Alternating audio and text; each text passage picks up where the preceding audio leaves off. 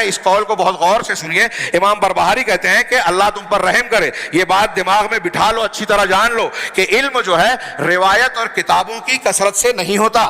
ایک آدمی خوب روایت کر رہا ہے, خوب کتابیں لکھ رہا ہے, خوب مضمون لکھ رہا ہے, خوب تقریریں کر رہا ہے, اس سے علم نہیں ہوتا. عالم وہ ہے جس نے علم اور سنت کی اتباع کی, سنن کی اتباع کرنے والا عالم ہے. اگرچہ وہ علم جانکاری میں کم ہو, اس کی کتابیں کم ہو. اور جو شخص, یہ جملہ لکھ لیجئے, جو شخص کتاب اور سنت کی مخالفت کرے وہ صاحب بدعت ہے.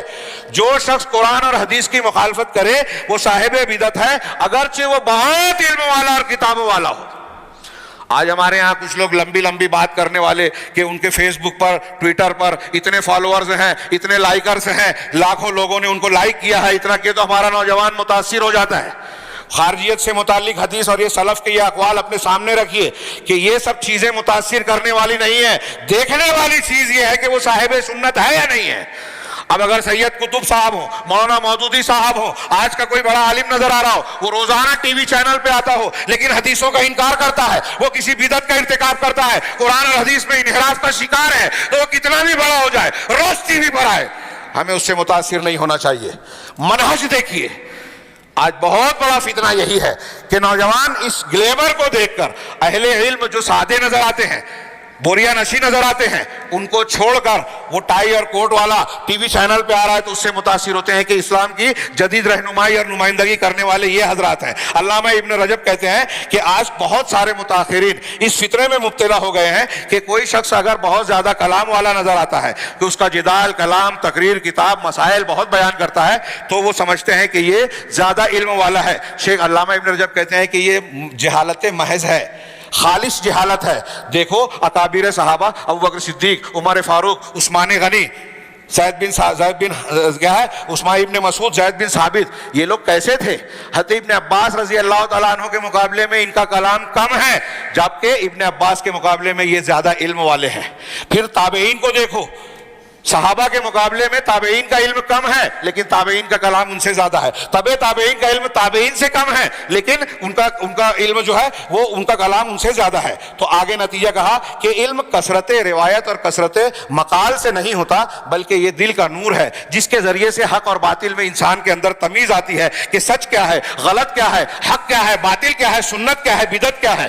چنانچہ ایسی صورت میں وہ صاحب علم جو ہے وہ کم الفاظ میں, مختصر میں اپنے مقصود کو ظاہر کرتا ہے. چوتھی علامت, میں بہت بات کو سمیٹ رہا ہوں, تھوڑی سی زیادتی ہو رہی ہے, اس کے لیے معافی چاہوں گا, کہ کسی بھی خبر کے آنے کے بعد فوراً اس پر تبصرہ کرنا, سرعت کلام, ہاں, اس کی حیثیت اور اس کی صحت کو جانے بغیر. آج کے موجودہ ماحول میں, سوشل میڈیا کے دور میں, یہ نقطہ بہت اہمیت کا حامل ہے. خاص طور سے ہم دیکھتے ہیں کہ آپ دیکھیے کہ جو اہل حق ہیں ان کے خلاف عالمی طور سے سازش رچی جاتی ہے. یہود نصارہ, میڈیا ان کے ہاتھ میں ہے, وہ ایک خبر اڑاتے ہیں. ایک طرف اکثر میں کہتا ہوں کہ تحریکی حضرات, اہل بدعت, اہل سنت کو خاص طور سے روئے زمین پر جو آج دنیا کے اندر خالص دعوت کسی کے پاس موجود ہے تو وہ سلفی اہل الحدیث ہیں. خالص توحید اور سنت اور صحابہ کا منہج, سلف کا منہج اگر روئے زمین پر ہے تو یہ منبر رسول سے میں بہت ہی ذمہ داری کے ساتھ کہہ رہا ہوں, روئے زمین پر آج اہل الحدیث کے علاوہ, جیسے کہ امام احمد بن حنبل نے کہا تھا کہ طائفہ منصورہ اگر اہل الحدیث نہیں ہے تو میں نہیں جانتا کہ کون ہے. ان کے الفاظ میں دہراتا ہوں. لیکن آپ دیکھیں گے کہ پوری دنیا کے اہل باطل اس طائفہ منصورہ کے دشمن نظر آئیں گے. اور دنیا یہاں ہمارے یہاں جتنے بھی بدعتی ہیں, جتنے بھی خارجی ہیں, جتنے بھی تحریکی ہیں, یہ سلفیوں کا تانا بانا جوڑنے کی کوشش کرتے ہیں یہود و نصارہ سے, اور اس سلسلے میں روزانہ کچھ نہ کچھ جھوٹی خبریں لاتے ہیں, اور وہ جھوٹی خبریں ہم لوگ آگے بڑھاتے ہیں, اور ہمارے بہت سارے نوجوان ان پر اعتماد کر کے وہ ان کے اوپر تنقیدیں کرنا شروع کر دیتے ہیں. اگر خبر صحیح ہے اور باتیں غلط ہے تو ٹھیک ہے, قابل مذمت ہیں, لیکن اصلاح کا یہ طریقہ نہیں ہے. جماعت میں, اجتماعیت میں آپ علماء کی برائیاں کرتے پھریں, فیس بک پر, ٹویٹر پر, واٹس ایپ پر یہ سب چیزیں ڈالیں, ایک حدیث قرآن کی ایک دلیل بیان بتا دیجئے کہ یہ دین کا طریقہ ہے. اگر میرے اندر واقعی خرابی ہے تو آپ اس کو واٹس ایپ پہ اس کو وائرل کریں.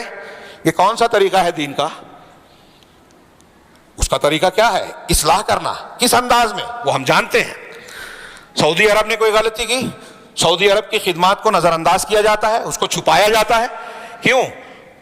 آج روئے زمین پر توحید اگر کہیں ہے تو ملک کے طور پر کسی حکومت کے پاس تو سعودی عرب کے پاس ہے. یہ کہتے ہوئے بھی لوگ کچھ ہمارے ہاں شرماتے ہیں. واحد ملک ہے جہاں دستور قرآن و حدیث دستور کی حیثیت رکھتا ہے.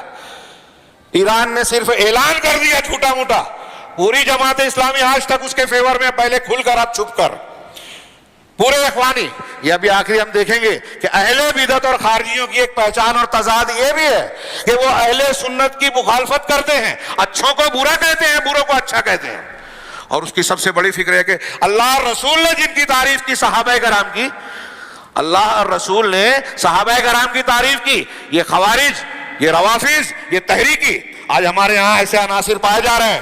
ہاں میں نام لوں, سلمان ندوی صاحب, پاکستان کے کچھ انجینئر اور کچھ اور نام ہیں, ہندوستان کے اور کچھ لوگ ہیں, ہاں خلافت و ملوکیت والی جو بحث کرنے والے لوگ ہیں, پورا طبقہ حضرت امیر معاویہ, حضرت عمرو بن عاص اور ان لوگوں پر جو ہے انگلی اٹھاتے ہیں, ان کو لعن طعن کا نشانہ بناتے ہیں. اہل سنت والجماعت قرآن حدیث کے ثابت شدہ دلائل کے بالکل خلاف بات ہے. جو لوگ کسی ایک صحابی کو بھی نشانہ بناتے ہیں وہ اہل بدعت میں سے ہیں.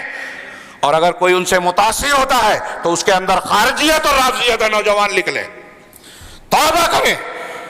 جس کی اللہ اور رسول نے تعریف کی اس کو آپ برا کہیں گے اور وہ صحیح ہو سکتا ہے؟ سوال ہی پیدا نہیں ہوتا. اگر کوئی ایسا مانتا ہے تو اپنے ایمان کی خیر منائے.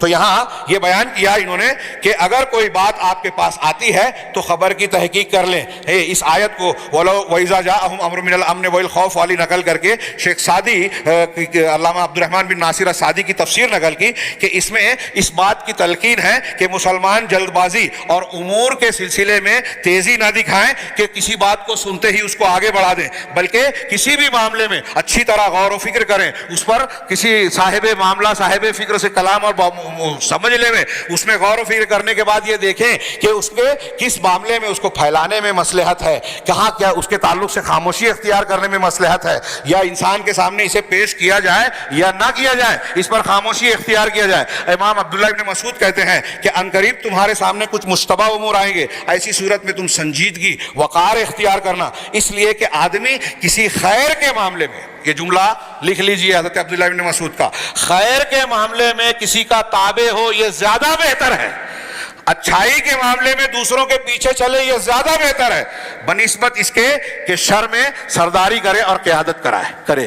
یہ اہل علم اور اہل رسوخ کا طریقہ رہا ہے کہ اپنے آپ کو کمتر سمجھتے ہیں اور رفق, ملائمت, سنجیدگی سے کام لیتے ہیں, کسی بھی معاملے میں جلد بازی نہیں. آج ہمارے ہاں کوئی بھی خبر آتی ہے, ہاں اللہ کے نبی صلی اللہ علیہ وسلم نے یہ قرآن نے جو آیت پیش کی اسی کے سلسلے میں شیخ سعدی کہتے ہیں کہ مسلمانوں کا یہ طریقہ نہیں ہے کہ فوراً اس کو انٹرنیٹ پر, ریڈیو پر یا خطوں میں یا اخبارات میں فوراً کسی بھی خبر کو سنتے ہی شائع کر دیا, بلکہ اس میں اچھی طریقے سے تحمل اور غور و فکر کرنا چاہیے اور دیکھنا چاہیے کہ جب راسخ فی العلم, علم علماء کا اس میں کیا رویہ ہے. اگر وہ خاموش ہے تو ہمیں بھی خاموشی اختیار کرنا چاہیے. ان کی خاموشی کسی نہ کسی معنی پر دلالت کرتی ہے. ایک اور علامت آخری میں ذکر کروں کہ